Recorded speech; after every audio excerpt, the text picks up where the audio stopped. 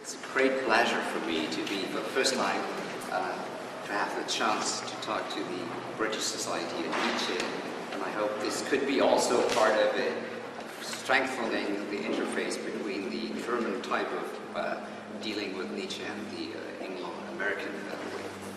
I would like to go with you through these 8 little points and hope that I can give you some profile of what I think is an important aspect in Nietzsche, which is the triangular relation between consciousness, language, and nature.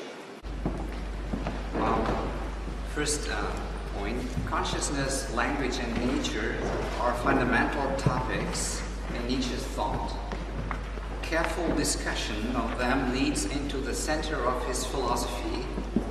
In contemporary philosophy, these areas of research are also of cardinal significance. After the linguistic turn and the dominance of the philosophy of language in recent decades, philosophy, especially analytically oriented philosophy, rediscovered mind and rediscovered consciousness. Consciousness has arisen as a key topic in contemporary philosophy of mind.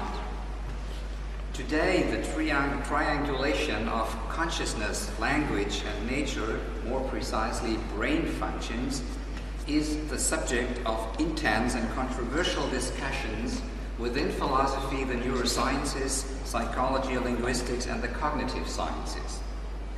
Throughout the world, people are working in and on research programs in attempt to solve the riddle of consciousness, that is, the riddle that arises from the striking fact that physical organisms possess consciousness and mind. Physical, physiological, neural, biological, evolutionary aspects thus play an especially important role today. People speak, for example, of a neurobiology of consciousness, as Paul Churchland does and others, or even of a new physics of consciousness, as Roger Penrose does. Scattered throughout Nietzsche's writings, we find numerous reflections upon the areas of mind, language, and nature, as well as on their interconnections. That's the crucial point. Nietzsche discusses numerous topics in connection with consciousness regarding its genesis and scope, as well as the various epistemic achievements of the conscious subject, the ego. In all of this, Nietzsche appears as someone also wants to clearly demarcate the limits of consciousness and language, as well as the dangers associated with hypostasization of the consciousness and language model. But Nietzsche is not a reductive eliminationist. He's not a reductive eliminationist. He does not advocate the thesis that mental and conscious states and processes are ultimately identical with neurophysical states and processes which we, seduced by our everyday psychology, merely and erroneously interpret as independent mental states and conscious phenomena. According to the eliminativist conception, mental states do not exist any more than, famous slogan, than ghosts and demons do, as Churchland puts it, and many other people do. Nietzsche, by contrast, is a realist about consciousness and mind. To deny the existence of consciousness and mind and its role would indicate a failure to adequately take reality into account. It hardly needs to be emphasized that, together with consciousness and mind, the role of language and understanding of nature also occupy a place of special importance in Nietzsche's thought. At the center of contemporary philosophy, and now I say some words about contemporary, very roughly, philosophy to mark the place where Nietzsche can come in with his reflections on philosophy of nature and mind and consciousness. At the center of contemporary philosophy of mind lies the question of the relationship between the mental, in particular conscious mental states and processes, and the physical states and processes. With reference to the aforementioned riddle of consciousness, one can, greatly simplifying, formulate two theses that seem to form a dichotomy. First, mental states and processes are states and processes of matter. That is the thesis of a monistic materialism, physicalism of consciousness and mind. And second, mental states and processes cannot be reduced to a physical states and processes. That is the thesis of a dualistic mentalism. Both theses together, with their different variants, I do not discuss here, however, can be viewed as failures for the following reasons. And I give some reasons, the failure of that dichotomy, and then Nietzsche comes into the picture. Contemporary mentalism maintains that meanings of successfully employed signs are determined by the psychological states of the sign users. And here I use some arguments developed by Putnam and Birch and other people. This presupposes, however, that speakers can, by way of introspection, gain a secure knowledge of their psychological states and, more importantly, of the semantic features. And by semantic features I understand meaning, reference, truth, or satisfaction conditions. The semantic features of the signs they employ. Yet introspection very quickly reaches its limits. The meanings of our signs are, following Wittgenstein, not conceivable as the results of inner mental states, and we do not use a language in accordance with internally accessible and predetermined rules.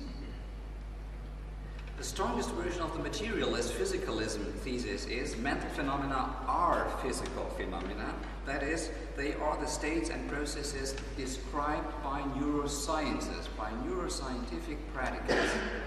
This thesis can also runs into significant difficulties.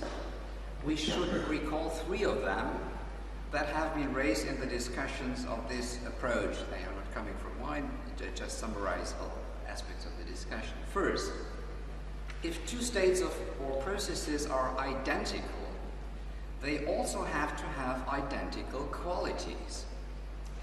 Yet, while a pain can be sharp, a sensation of color soothing, a thought exquisite, the neural states and processes that correlate to them are not at all to be qualified as sharp, soothing, and exquisite. A neurophysiologist looking into the brain of another person cannot observe thinking and wishing. Only certain observational parameters can be measured in this manner, for instance, the neural action potentials or the metabolism of the brain. The subjective and phenomenal predicate is sharp, and the neural predicate firing of the C fibers are obviously not synonymous. Thus, the desired fundamental assumption of identity is not fulfilled.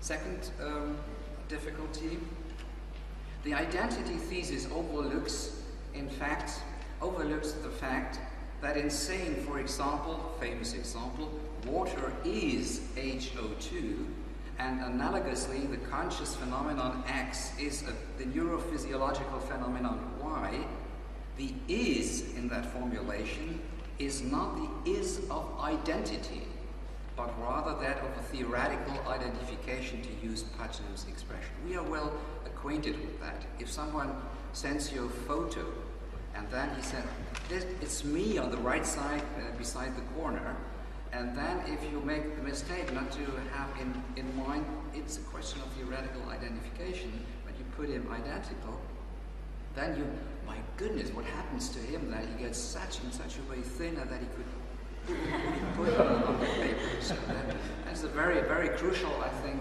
very crucial distinctions.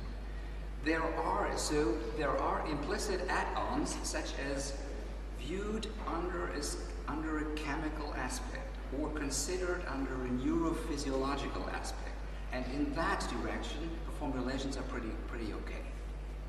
Thus, one must, and that's the consequence, one must abandon the claim that we can express what is essential about all qualities of conscious and non-conscious mental states and processes solely from a neurophysiological perspective. Third point, with regard to natural materials and things in the external world, desks, tables, and so on, it makes good sense to follow Thomas Nagel and Sol Kripke in distinguishing between what appears to us to be such and such a thing and what it is according to its objective way to be. A crystal appears to us to be solid and homogeneous. Physicists, however, say that it is a grid of atoms that largely consists of empty space. But when it comes to conscious mental states and processes, however, we cannot make this distinction. In these cases, the qualitative, phenomenal, and subjective state is its entire nature itself. Thus, one cannot meaningfully say that a desire is, according to its objective nature, nothing other than a certain state of the brain that a person merely perceives as a desire. This is a nonsensical sentence. If one wants to progress beyond these failures of the dichotomy between mentalism and materialism, physicalism, one must attempt, that's the proposal, one must attempt to change the architecture of the conceptual framework itself. Nietzsche's writings contain descriptions and arguments that are instructive with regard to the aspects sketched above. We will reconstruct, I would like to reconstruct and discuss some of them in the following sections. Section 2. What we need is a non-dualistic viewpoint, an a-dualistic viewpoint, and Nietzsche provides such a conception. He presents a continuous spectrum of what exists and occurs from the most extreme limit of the inorganic through the organic up to mental states, consciousness, self-consciousness, cognitive and other mental activities and human action. The organic thus appears as the developmental and continuous preparatory stage of consciousness. Nietzsche's world is a world of such continual relationships. Man is thus, quote, not just an individual, but rather the whole organic ensemble of one particular line that continues to live, end quote. This thesis can be read either from the standpoint of what has already been achieved developmentally, or from the beginning of such development.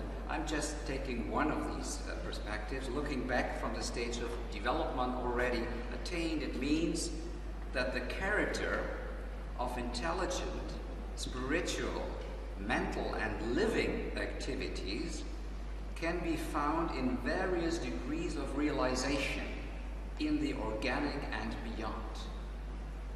Thus, according to Nietzsche, the organic world always already presupposes and consists in, quote, continuous interpretation processes, end quote, and hence always already presupposes and consists in intelligent activities in the broad sense of this term, such as identifying, localizing, perceiving, demarcating, classifying, and estimating. These are processes that, in the broad sense of the term, can be made applicable also to the processes in the inorganic world. That's a tough thesis. This view also preserves, and that's a crucial point, this view of a continuous spectrum also preserves the possibility that the ego, the I of consciousness, and especially the self of the human body, I will say a word later, can influence organic processes. That it can, for example, influence the motor apparatus so that a particular intention or a desire can be realized through corresponding movements of the body, which seems to be a miracle if you do not presuppose that continuous spectrum. In such cases, mental causation is obviously given. Mental causation, enormous debate about this topic in contemporary philosophy of mind. In this sense, Nietzsche thinks that it is necessary to, quote, retranslate man into nature, end quote, to naturalize man. But since the processes of the organic realm are intelligent and spiritual processes in the broadest sense, this program, the Nietzschean program of naturalizing man, distinguishes itself from both transcendent metaphysics as well as biologistic and merely scientific naturalism. And at the epistemological level, it is not simply the program, like very much in other respects, it's not simply the program of epistemology naturalized, to use the famous expression of Quine. This involves a kind of naturalizing beyond the dichotomy of transcendent metaphysics and reductionist physicalism. That's a special kind of naturalization. In connection with the continuum model, Nietzsche praises the, quote, precautious suspicion of Leibniz. Leibniz had assumed there were pre-conscious intelligent activities, perceptions, what he called petite perception, which could significantly affect what occurred in inorganic, organic, and other life events without, however, having to enter into explicit consciousness. An example of such activity would be, for instance, the non-conscious and non-epistemic perception, to use Dretski's expression, or registering of visual stimuli, which nevertheless significantly help to guarantee our orientation in the world, for example, while crossing a very busy street. Nietzsche's provocative formulation, quote, to what end does consciousness exist at all when it is basically superfluous? It's a question. There are two sides in this. It's not just the thesis, it's superfluous. That's not the case, not at all. An important point, because normally people always talk about consciousness and the limits of consciousness and language without seeing that there is a very, very important and positive role to it. So in the evolution, to put it that way, and the materialistic evolution never could afford such bizarre things at our thinking about freedom of will, as we had that wonderful discussion yesterday with this, all the passion in it, and so it's unbelievable that it can't have any role within the evolutionary budget, so to speak. So Nietzsche's provocative formulation, to what end does consciousness exist at all when it is basically superfluous? Nietzsche's answer to this question consists in the thesis that there is a rule, that consciousness is, quote, really just a net connecting one person to another. And that's an important and necessarily given role of consciousness. And that is, it is only this capacity that it has to develop it. But this capacity is very crucial. It's not just something that we can neglect and put aside. Otherwise, we couldn't even mark that point. If someone does neurology today and says, desire is mind cognition, this is just an invention or an illusion, that's interesting. When he's saying that, he will never accept that this is a sentence of illusion, or that it was his brain that wrote down this sentence. He would always say, it was me. Open question, what it's meant by me and I. So, third point, a particular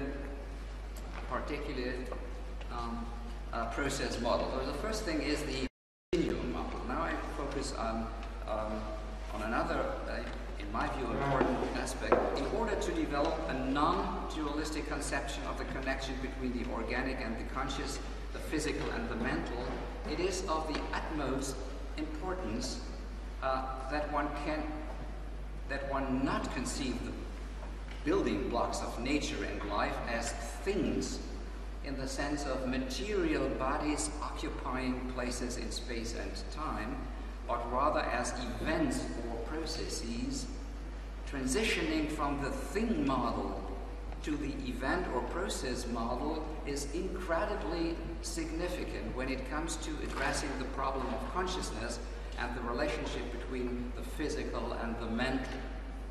Conscious and non-conscious mental states and processes cannot be conceived within the thing model and its paradigm of material bodies. Nietzsche's conception of the world or nature is characterized by the figure of highly complex, you all know that, dynamic, reciprocal effects of numerous living and intelligent organizations of force. According to Nietzsche's new interpretation of reality, these processual organizations of force are to be qualified as will-to-power forces. We do not need to go into the precise meaning of this characterization here and now. The transition from the thing schema to an event or process schema is also reflected in the philosophy of language. This is another surface just to mark that point, consciousness and language. Following the pioneering work of Hans Reichenbach, analytically oriented philosophers of language, particularly Donald Davidson, have shown that the logical form of a large portion of the sentences of our natural language cannot be construed without the assumption of events or processes as genuine individuals. This is true, for example, of sentences that refer to temporal succession, causality, explanation, or action. The transition to a process model has important consequences, not only with regard to the status and the role of the thing concept. Think of thing as the crucial notion in traditional metaphysics, but also with regard to the meaning of any talk of a subject. Transition consequences for a subject.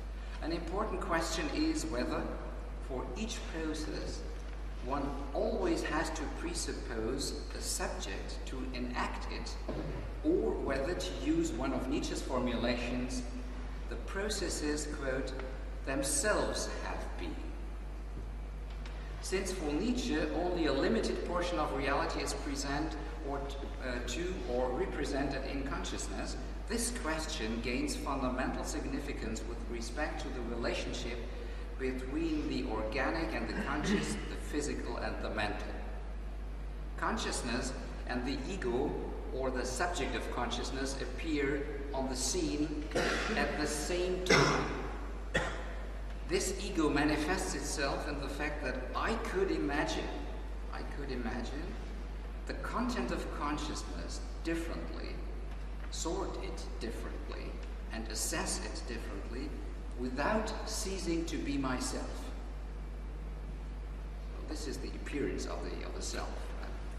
By appealing to the event process model and by taking up the idea of subjectless processes, both the following assumptions can simultaneously be made comprehensible, and that's an interesting point, I think. First, that the ego or subject that appears within consciousness is already dependent on a network of subjectless processes.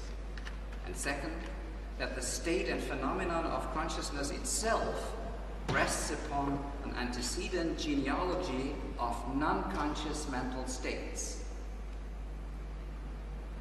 From this point of view, one could succeed in explaining how the idea of consciousness, the idea that consciousness has a subject, is compatible with the idea of subjectless processes.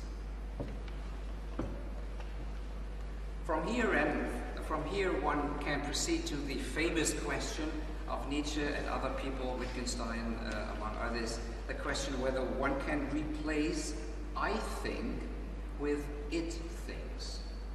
This suggestion, as we all know, stems from Georg Christoph Lichtenberg, who had a significant influence on Nietzsche's conception of the possibilities and limits of language. For Nietzsche, it was first of all important, the first point, that one not simply equates this new it with the old I, but he further emphasizes that, quote, there is already too much packed into the it things. Even the it already contains, quote, an interpretation of the process and does not belong to the process itself, end quote. Here, important point, the interpretative character of the operation comes into view alongside its processual character. Acknowledging these processual and interpretative characteristics undermines the fundamental role of the conscious and self-conscious subjects suggested by the surface grammar of the indexical word I. Even on a linguistic level, it is clear, and we can find some of these things in Nietzsche's Nachlass, which is very, very important. In the discussions during the last days, I had the impression the importance of the Nachlass into the subject is not really present in the discussions, at least in some discussions. So that's a very, and I think we should work to have good translation of that. That's an important and crucial thing. So on the linguistic level, it is clear that process sentences cannot be made dependent on a surface grammatical subject. We can see this in impersonal phrases such as X occurred, took place, happened. It is also manifest in sentences such as it rained, it thundered, or it thawed. These sentences do not have to do with individuated something that rains, thunders, and thaws. And what and where, to ask that question, is the subject, for example, of a cocktail party.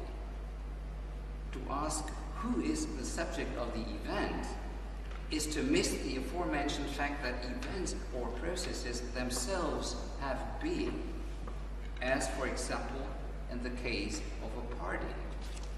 A party can take place in different rooms in an apartment.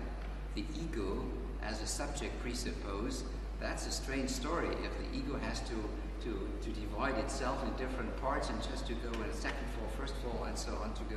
So that there are very characteristic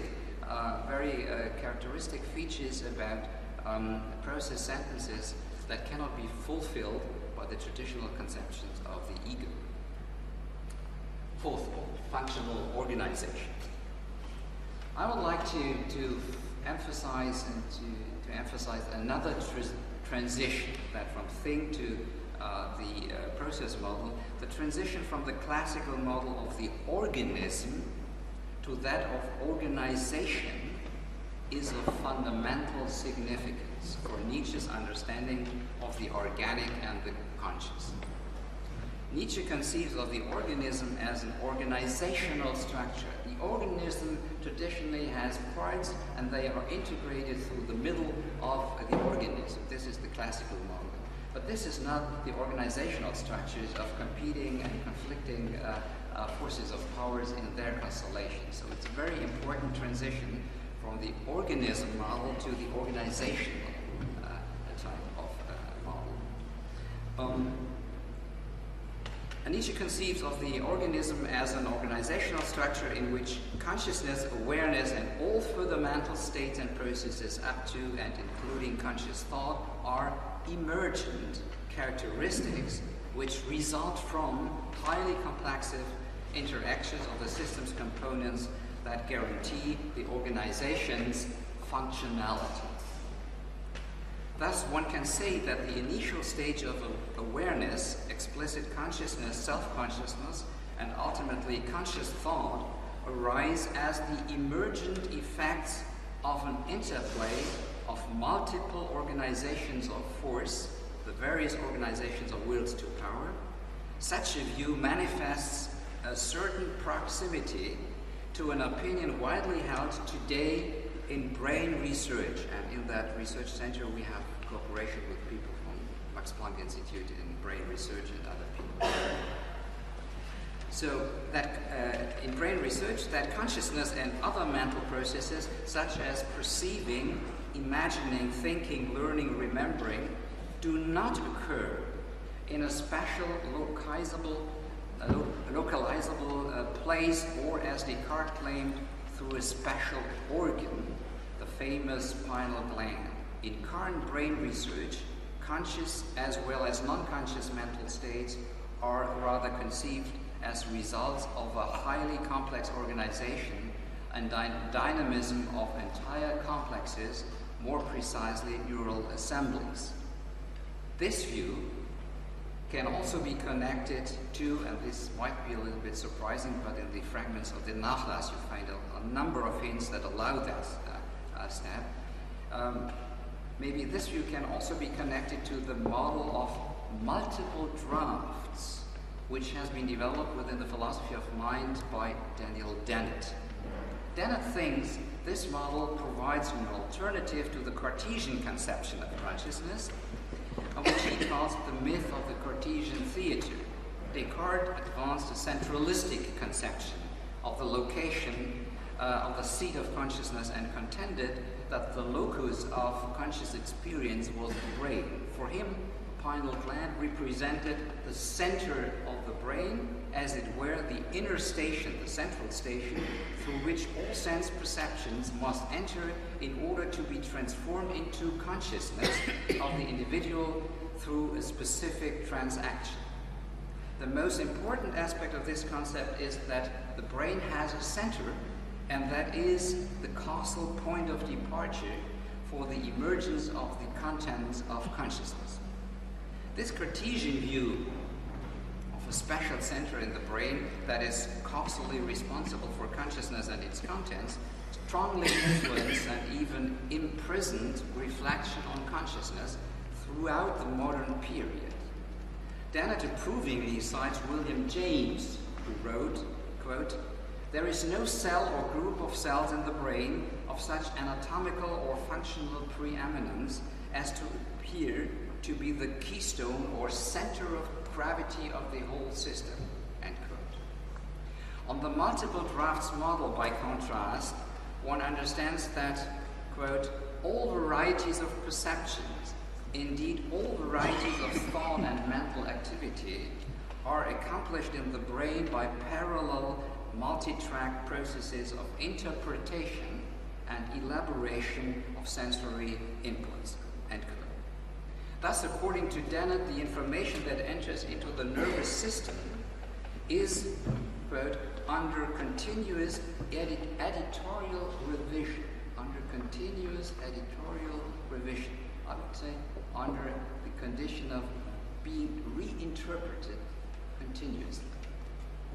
But for our purposes, what is of central importance in the moment is the rejection of the idea that there is one and only one central perspective, or one perspective and one and only one inner center of observation and processing with regard to what enters into consciousness as content and what does not. With regard to the organic, it is important that the functional profile of the whole network of activities is thought of in Nietzsche as dependent on the multifarious interactions of the parts. Very crucial thing. This is not possible in the organism model, but in the organization model it's cardinal. But on Nietzsche's conceptions of how the organizations and of forces function, this involves the idea that, very important idea, the dominant or governing forces, that is, the predominantly organizing forces, are also simultaneously dependent on the functional partial forces and their constellations. Processual organization is, according to Nietzsche, the fundamental operation of everything that is real and alive. Life, for him, he once wrote in the Nachlass, is to be defined as, quote, "the permanent form of processes of force fixations." He says, a Bestimmtheit, it's not determination, because these are not deterministic processes, but it's a question of power to fix the relationships between these different centers of forces. So life is, quote, "a permanent form of processes of force fixations, determinations, where, that's important, the various opponents grow unequally. End quote. These are the dynamic processes of organization that continuously take place within the internal structure of all organized beings and in all natural processes.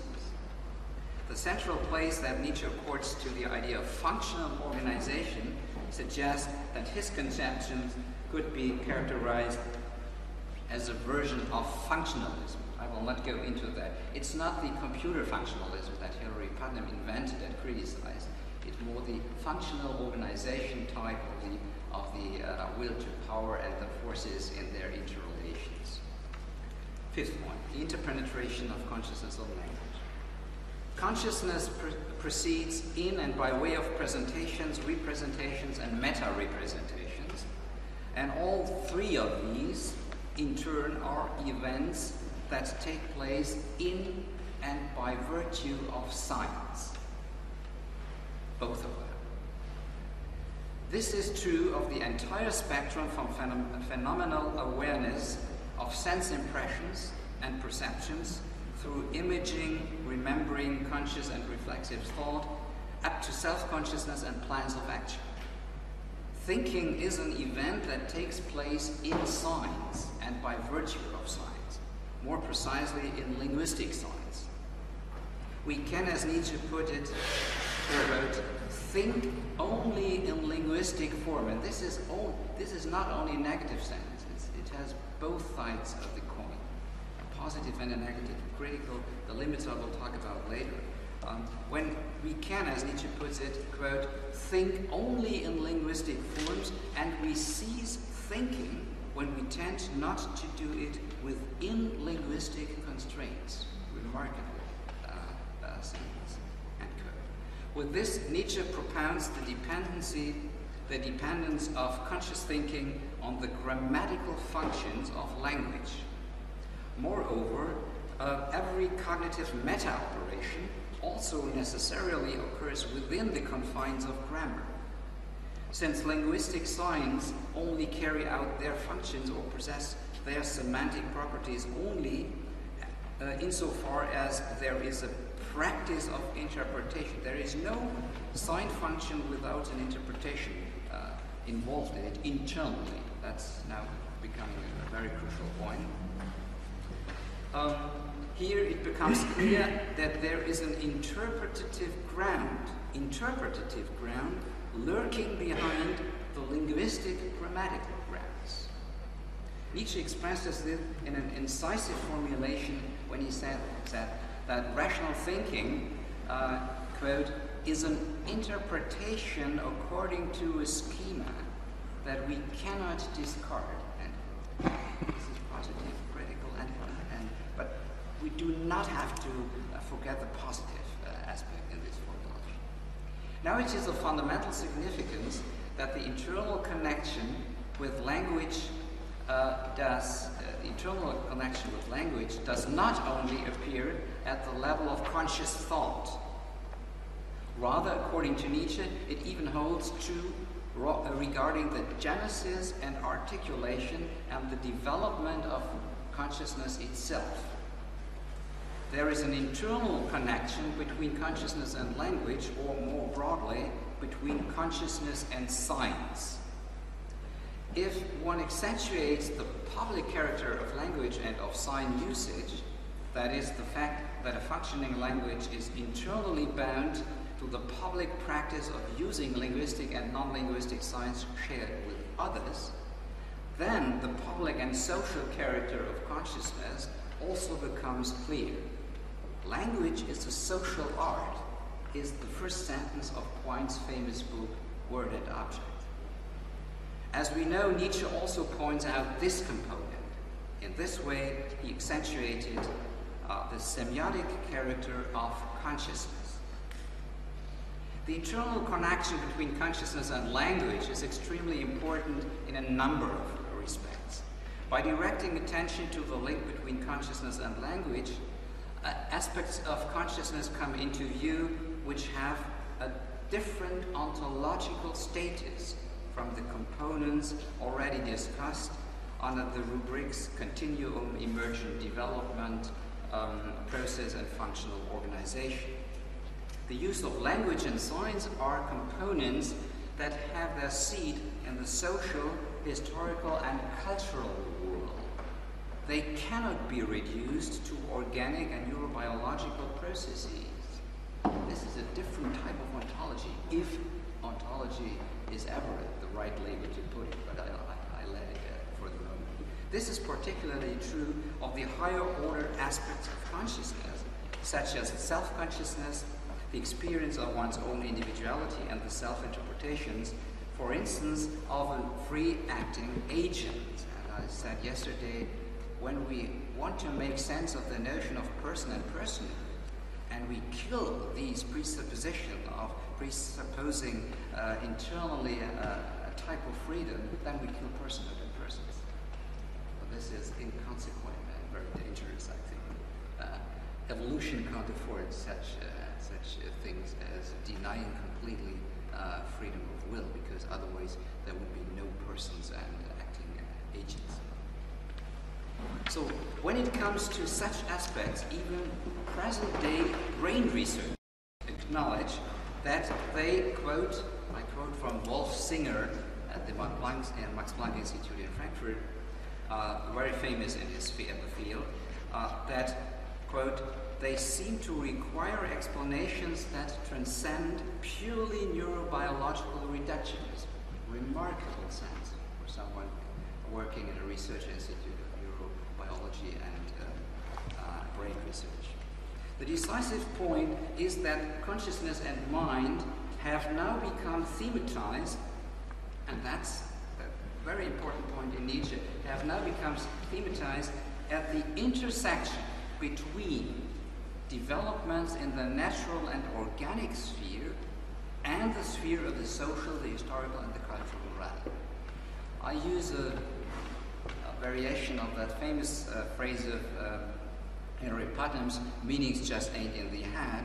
Here we might say mind and perception and other mental activities aren't just in the head. They have a public nature outside with other persons, and so different ontological and methodological status.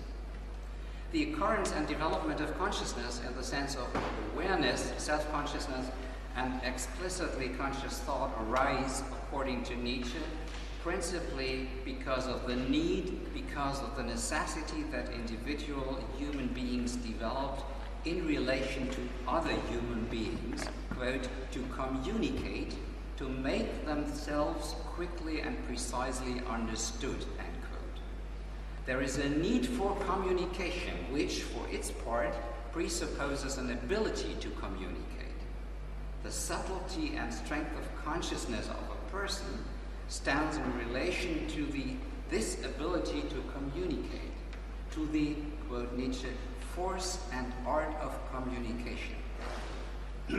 In this sense, Nietzsche's thesis is that consciousness, quote, in general has developed only under the pressure of the need to communicate, end quote.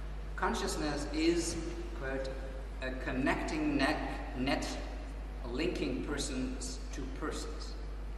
Thus it has to carry out thus it has to carry itself out in, important point, communication science. In this sense, the development of consciousness and language by virtue of signs and simple functions go hand in hand. But it is not only the words and sentences of language that perform the function of building a bridge from person to person. Non-linguistic signs do so as well. As example of such non-linguistic signs, Nietzsche refers to glances, gestures, and touch. The human being who uses signs, but above all invents signs, is in this sense always, quote, the one who becomes ever more acutely conscious of himself, end quote. These operations are ipso facto connected with sociability, for only as a social animal did man learn and become conscious of himself. He is still doing it, as Nietzsche adds to that remark, and he is doing it more and more. Two sides, positive and the danger in that. In this sense, consciousness in its characteristic relation to other people obviously play an important role in the processes of stabilizing social systems. Sixth point, the relation consciousness and body. Ego consciousness does not succeed in representing, distancing, or even suspending the network of its own conditions. The cause, the ground, and the conditional network of consciousness do not arise within the space of consciousness itself.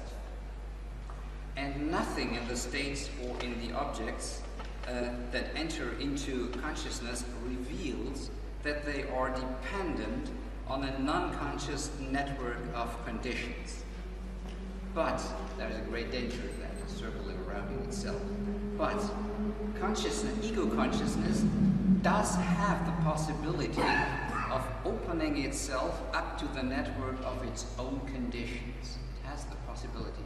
There's no guarantee that it will take that possibility, but it has it to open up to the network of its own conditions. This opening can be viewed as the transition from the lesser reason, kleine Vernunft, by which one should principally understand all modern forms of self-consciousness and the Cartesian style, which aims at fundamentalistic self-assertments, into the greater reason, große Vernunft, which Nietzsche saw as residing in the human body and in bodily existence. The philosophy of body, or of bodily existence, begins not with biology, begins where lesser reason reflects upon itself and opens itself up to the network of conditions that cannot be surveyed and entirely brought before one's reflective inner eye. The point is that bodily experiences enter into perceiving, thinking, and acting as well, since these are bodily embedded. And to describe the structure is an interesting thought. It's not biology, it's not a single science that does. Nietzsche's philosophy of the body or bodily existence must not, however, be, that's the crucial point here, be mistaken for a form of naturalism, biologism, and body-organism ontology. I give just four little reasons for that. First of all, the avenue to the body problem does not lead through a single discipline, for instance, biology or neurophysiology, but rather unfolds in the course of reflection upon consciousness. Their bodily existence is conceived as a precognitive dimension of the possibility of knowledge, precognitive condition of the possibility of knowledge, as well as of biology or neurophysiology. Second, when doing philosophy, one cannot simply ask the difference to doing science. When doing philosophy, one cannot simply ask what the relationship is between the neural and the cognitive or the mental. Rather, one must always ask, how should we, now that's the crucial thing, how should we think about the fact that such relations are reciprocal? In philosophy, we do not neurosciences. We do not open our brains and look what happens. But we ask what are the sense-logical presuppositions if someone does sciences, for instance neurosciences, and comes up with big sentences about how it works and what's the impact of it. And the third little point, the body or bodily existence, it's hard to find an English word, it's Leiblichkeit in German. The difference between Körper as organism and Leib and Leiblichkeit is very crucial at that point. In English, I think it's hard to make that distinction. I use the expression bodily experience or bodily existence. People try to translate by this expression also in Husserl's Leiblichkeit sometimes, a living body. So there is a translation problem, which is in itself philosophically very interesting. So the body or bodily experience does not, on Nietzsche's conception, consist of building blocks that can be analyzed by a special science.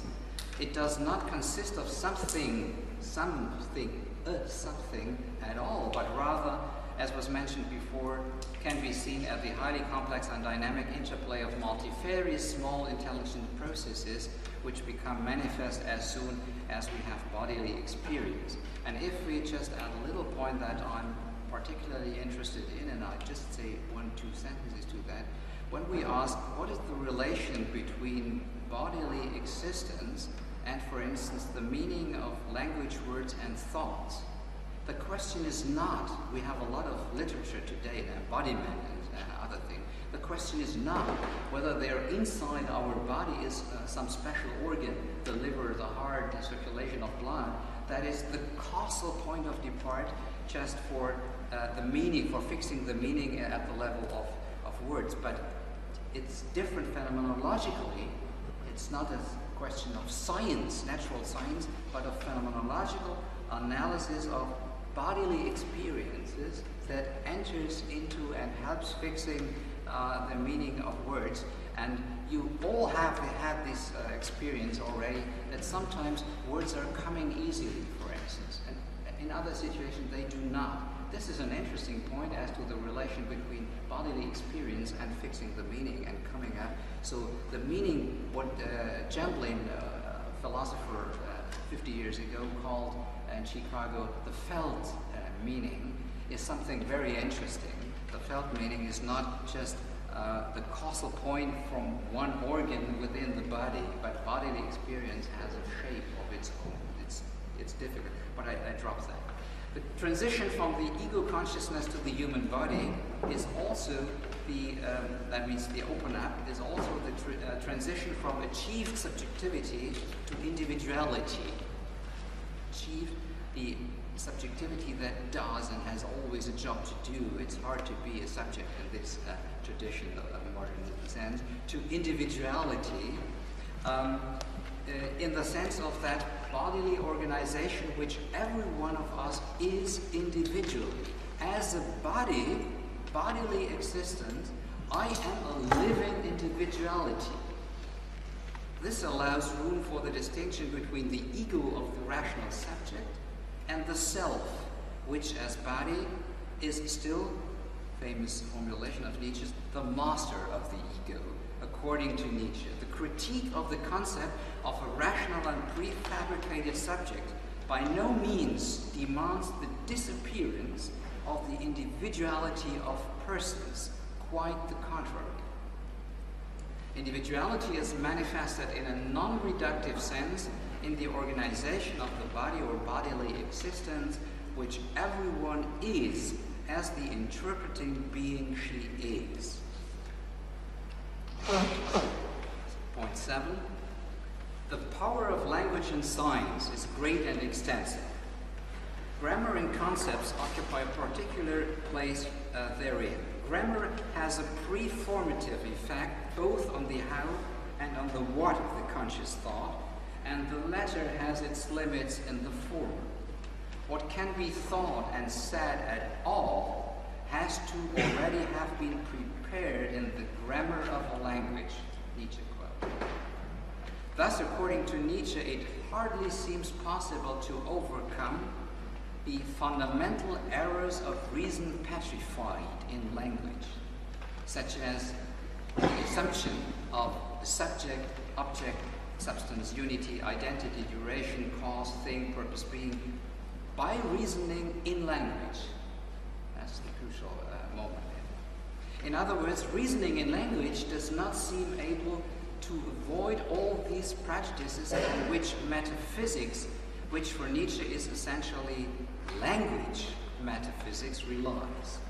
So metaphysics has a wonderful advocate, Nietzsche once said, and that is every word we express and spell out, and every action we do is an advocate of metaphysics in that sense, because we bump into that what can be thought and said at all has to already have been prepared in the grammar of language. The limit of language. Now, these here again, you have these words and sentences. Every word has a character of generality. Thus, expressions, for example, this spot of color are fundamentally incapable of completely grasping and representing the individual character of exactly this unique and distinctive spot of color on the wall or on the desk right in front of you. Conversely, an expression such as Tower of Pisa can apply to many objects beside the slanted tower in the Italian city of Pisa.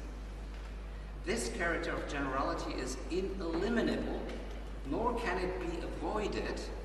Very important point. Cannot, because we think Pisa, and then we try to add that city in Italy, in northern Italy, and that shape of the tower and so on. So what we try to get on grasping position is that we try to add as many adjectives and adverbial modifications as possible. But the interesting thing is, the more you add, the more you come far away from the Tower of Pisa.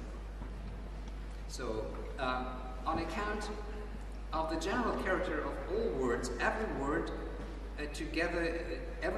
used for greater precision, nevertheless, leaves the possibility open that many objects could legitimately be counted as satisfaction object of the expression.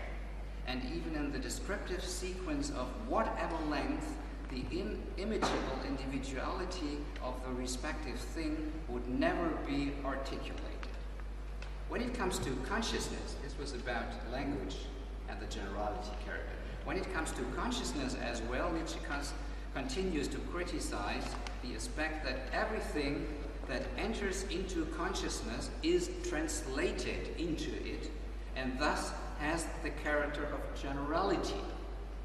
Without that generality, we would not even have a sense of that individuality. So this is a double crux in it. With respect to human beings, consciousness appears only to constitute a small portion of what humans are, and ultimately turns out to be something superficial, something that rests on the broader and more multifarious world of the organic, and which came into being in the emergent and developmental determinate way.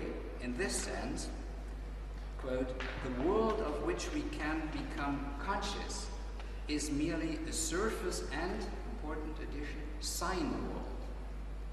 It's a surface and a sign world. Eine Oberflächen- und eine Zeichenwelt. A world turned into generalities and thereby debased, but without having debased it. We would not even have an idea of that wonderful sentence in German. Nietzsche says that the reality is of unsäglich anderer Art kompliziert. That means we have no predicates to grasp them.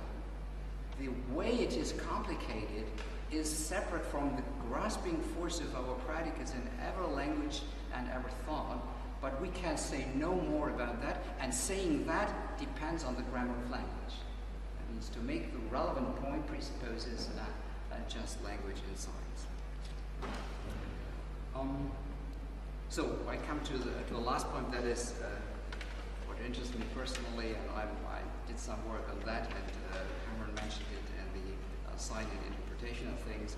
Just a small outlook, which is not the subject here directly of, but a philosophy of science and interpretations as the basis of an integrative philosophy of mind, language, and nature. So I say just some words about that. Consciousness and language can be viewed and treated as taking place in science and interpretation by virtue of them, not only instrumentally by means of them, but by virtue of them. This refers to the genesis and the function of consciousness and language. The use and understanding of symbolizing signs is the most original, I think, fundamental characteristic of the human mind. For Nietzsche, man is characterized as the being that invents signs, das Zeichen erfindende Wesen. Inventing symbolizing signs makes human beings unique, I would add. Inventing symbolizing signs makes human beings unique, different from plants and crystals and also a number of animals. Mental, spiritual, and cognitive processes occur as processes of science and interpretation. That's the basic idea I'd like to promote at that point. And this is, and I give two distinctions. This is not, however, a simple endorsement of the idea that characterizes computational psychology and cognitive science today, namely that conscious mental and cognitive activities consist in nothing other than the operative manipulation of given inner symbols. That's the definition of a large part of cognitive science literature, which computational psychologists pretend are each supplied with identifiable and exact meanings. That's interesting. If I'm right with the thesis that the processes of science and interpretation are basic and fundamental, every well-working cognitive science with that definition of manipulating symbols and presupposing exact meanings and interpretation rules presupposes always already the theory of symbols and signs and interpretations. So it's dependent on that. Cognitive science is a secondary intellectual activity at this level. That's a very interesting point. So I go behind the back of the cognitive science with that idea of a philosophy of science and interpretation. And the second point, nor does it assert a merely external dependence of the mind and consciousness on science and interpretations. For instance, insofar as thinking requires media and instrumental signs in order to be able to represent and communicate itself and its contents. It's not external. The relation between science and interpretations and consciousness and mind and language, conception of language, is an internal one. It's an internal one that can be spelled out by different forms and functions of science and interpretations along the line. How do symbols and interpretations function? One needs not just these external dependence, but one needs to take one further step, and an essential step for precisely these processes, that is, for instance, of demarcating, fixing, and delimiting meanings and contents, of communicating contents between people, standing in a relationship of communications. All these processes take place in and as processes of science and interpretation. As we have already heard, Nietzsche emphasizes, one stops thinking altogether, thinking in the narrow and in the broad sense. The narrow sense is using linguistic science. The broad sense, I make a distinction between narrow and broad sense of thinking, narrow and broad sense of science, narrow and broad sense of interpretation. The broad sense of thinking is just the pre-conscious type of awareness that we have in sensational, cognitively relevant sensations. So if you look at that, we can say this is not something that can be governed by rules of language in the narrow sense and the grammar of judgment language, but it nevertheless rests within the functioning of science and interpretational processes. So Nietzsche's conception accords with that of pragmatism at this point, above all with the position of Charles Sanders Peirce. Quote, "We have no power of thinking without science." Peirce emphasizes, and he goes even a step further and writes down a wonderful sentence, I think, quote, so the first is, "We have no power of thinking without science," and I would add to Peirce, it's not the Peircean view, this takes place and is relevant in the narrow sense of science and thinking and in the broad sense I sketched. Then it becomes compatible with what Nietzsche is thinking about. And then Peirce adds, quote, "When we think, then we ourselves, as we are at that moment, appear as a sign." And in Hölderlin you find that wonderful sentence, "Ein Zeichen sind wir deutungslos."